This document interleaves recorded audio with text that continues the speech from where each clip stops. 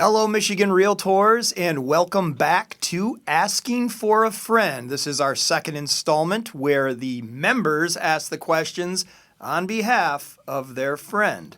And Becky and I will provide legal analysis, and hopefully we'll all learn a little bit about each other. Becky, we've got a question that's come in from our good friend Kathy Furlong over in Grosse Pointe. Let's hear it. Hi, Becky and Brian. Thanks for taking my question. I'm Kathy Furlong from Keller Williams, Lakeside, and Shelby Township. And of course, I'm asking this for a friend. Can you clarify for us when we're supposed to use agency disclosure form, who receives it, and when they receive it? Thanks.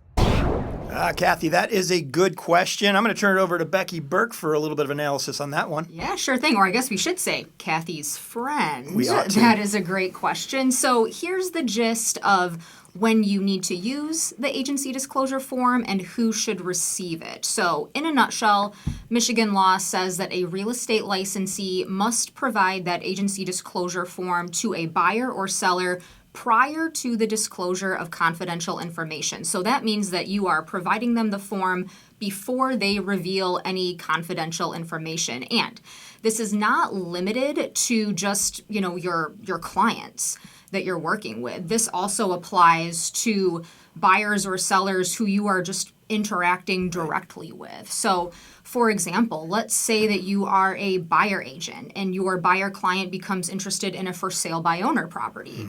If you approach that FSBO seller, either to ask questions about the property or just, to present an offer on behalf of your buyer client, you should absolutely provide that FSBO seller with an agency disclosure form that discloses your agency status as the buyer's agent. So, a really important use of the form is, of course, letting someone know that you do represent them, but also letting a buyer or seller know that you do not represent them. One other note here, and this is something that we mentioned just because it comes up on the Michigan Realtors legal hotline quite a bit, is that if a buyer or seller never discloses confidential information to you, then the statute wouldn't have been violated if you never provide them with a form.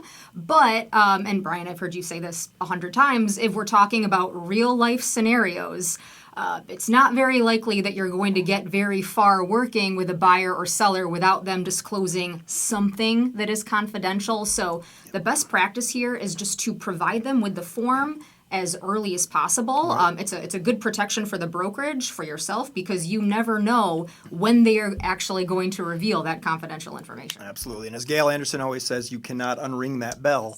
And we also like to really bring home the point that using that form, the Form K is what we call it, is also not only just a shield for the brokerage, but also a teachable tool to explain to customers and clients alike exactly the capacities in which you can operate as a real estate licensee. So I think it's important to understand exactly what's in that form, but also how you can utilize it to interact with clients. All right, we've got another question. I believe it's coming to us from Christopher Speer. Hey, legal team. I'm Chris Speer from Southwest Michigan and eXp Realty. I'm also asking for a friend here.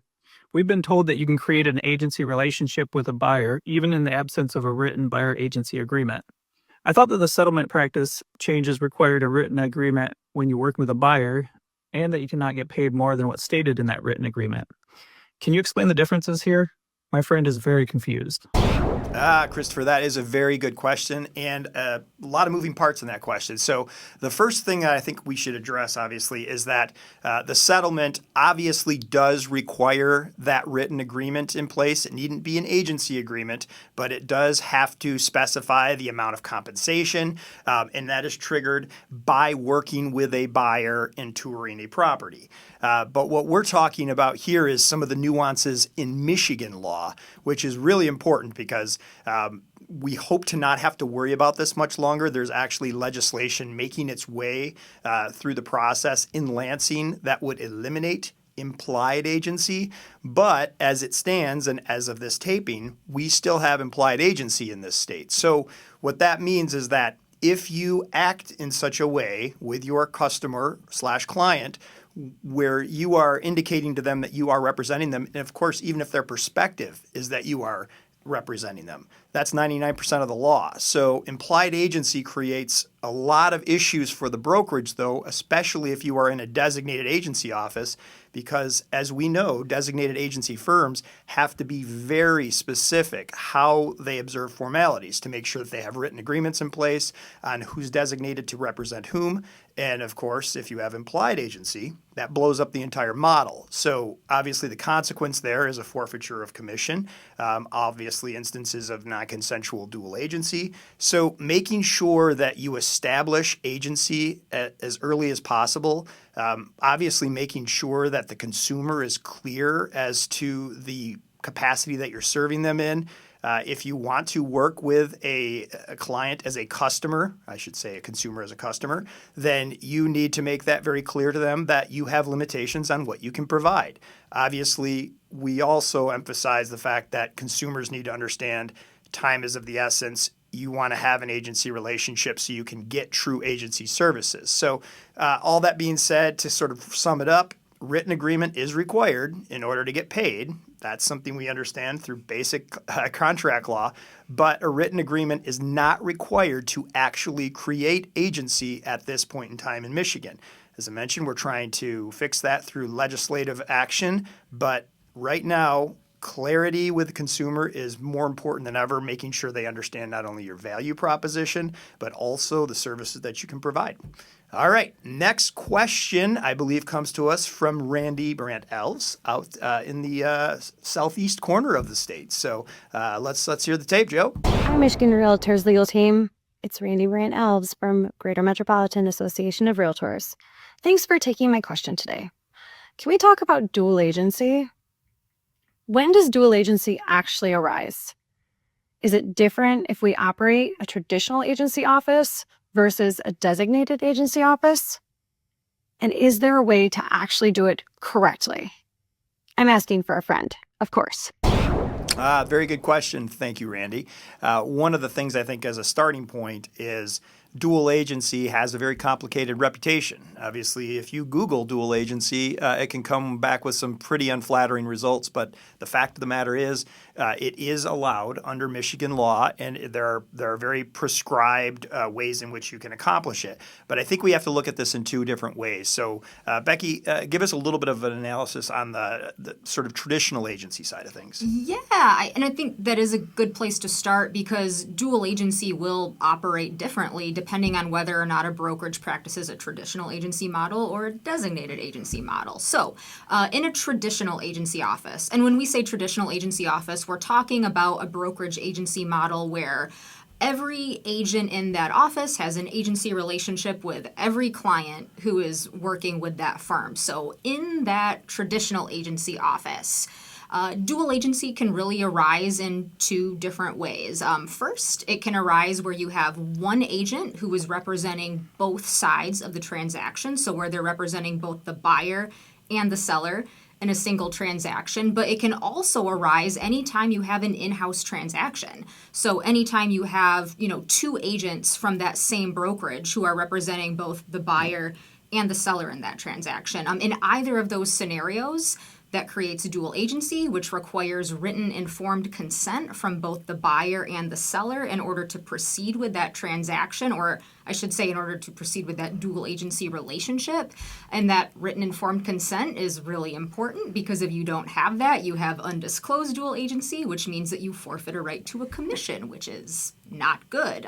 So that's how it works in a traditional agency office. Brian, what about in a designated agency and we office? touched on a little bit of designated agency in the last question, but one of the hallmarks of designated agency obviously is the ability to create very specific designations for agents that work with specific clients, which is the opposite of what Becky just laid out, because ultimately what we want to see in a designated agency office is under the statute, we automatically have statutorily prescribed dual agency with a supervisory broker, but then the individual agents within that office can be designated to work on both sides of the transaction without creating dual agency.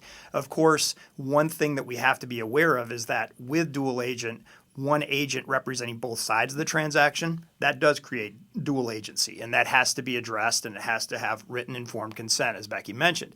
It does not arise in an in-house transaction, though. Oftentimes, you will have designated agents that represent the buyer, designated agents that represent the listing side, and then you have that supervisory broker that's sort of obviously already declared through statute. But it's important that we kind of understand agency models in Michigan, because if you are in a firm that wants to practice dual agency, you also have to make sure that that consumer understands exactly what dual agency is, what the benefit to the consumer is in dual agency situation, and quite frankly, what are the best practices here, Becky? So best practices for doing dual agency, if you're going to take it on, we'd say there's kind of like a 3-prong approach to doing it well. I think number one, in whatever written agency agreement you're using, whether that be a buyer agency contract or a listing agreement, you should have some kind of provision in that contract that preemptively addresses dual agency. That preemptive provision, it isn't enough for written informed consent, but it does sort of put that client on notice about dual agency, and it lets everybody kind of have a plan for how dual agency will be handled if it does arise. Right. So that's the first step. Second step is that when dual agency does arise, both the buyer and the seller sign a dual agency agreement that gives the written informed consent. And then I think the third part, and one of the most overlooked but also really, really important pieces of this, is making sure that you are updating your agency status so that you are, you're providing both sides of the transaction with an updated agency disclosure form that now discloses your agency status as a dual agent. Absolutely. So we talked a lot about agency disclosure in that first question, and I think this is a really good illustration of utilizing that form, understanding that agency status can change throughout the transaction. You may well sort of at least discuss the possibility that dual agency may be an option, but written informed consent will be required, and of course, disclosing that new agency capacity is very important. All right, that concludes all the questions that we have today. Thank you so much for submitting those questions. Asking for a friend, how do you think that went? I think that all the friends out there are emotionally and intellectually satisfied. I like to hear that. So if you're interested in participating, please contact us at the email that's in the comment section. We'd love to hear from you. We'd love to sort of develop this out. We've got another installment coming soon, but we really want to make sure that our members are front and center, in front of the camera. And on behalf of your state association, I'm Brian Westrin. I'm Becky Berke. We'll see you next time.